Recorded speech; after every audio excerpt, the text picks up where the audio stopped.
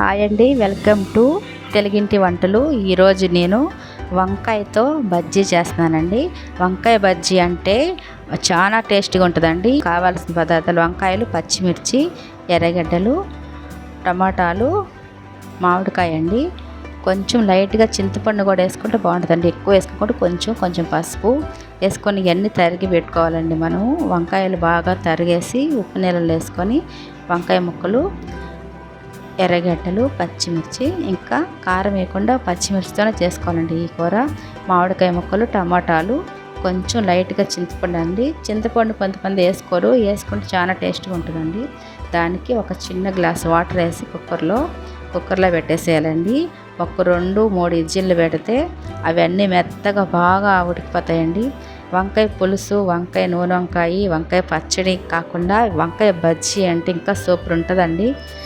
ఈ వంకాయ బజ్జీని మనం బాగా మెత్తగా ఇవన్నీ ఉడికిపోయినాయి కండి కుక్కర్లో.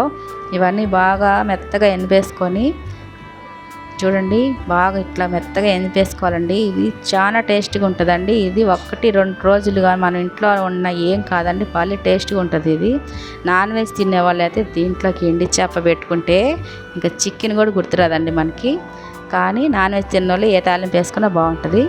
దానికి మనం బాగా ఎన్ని పెట్టుకొని తిరగబోసుకోవాలండి. ఆవాలు, జీలకర్ర, తెల్లగడ్డ, ఎండుమిరపకాయలు, మనం ఆనియన్, ఎర్రగడ్డలు కూడా కొంచెం 2 ముక్కలు కట్ చేసేసుకొని కరివేపాకు వేసుకొని అవి మొత్తం దోరగా వేగాక, లైట్గా దోరగా వేగాక మనం ఆ ఎనిపి పెట్టుకున్న వంకాయ బజ్జీలో ఇది వేసుకోవడమేనండి. చాలా సింపుల్గా అయిపోద్ది, చాలా టేస్ట్గా ఉంటుందండి. చూడండి, పప్పు కన్నా అన్నిటికన్నా కూడా ఈ వంకాయ బజ్జీ అనేది చాలా టేస్ట్గా ఉంటుందండి. చేసుకొని చూడండి. టేస్టీ వంకాయ బజ్జీ వేసుకొని నేనైతే అన్నం తినేస్తున్నానండి. మా ఛానల్ని మీరు సబ్స్క్రైబ్ చేసుకోండి, లైక్ చేయండి, షేర్ చేయండి. చూడండి ఎంత టేస్ట్గా ఉందో తినేస్తున్నానండి. Thank you for watching.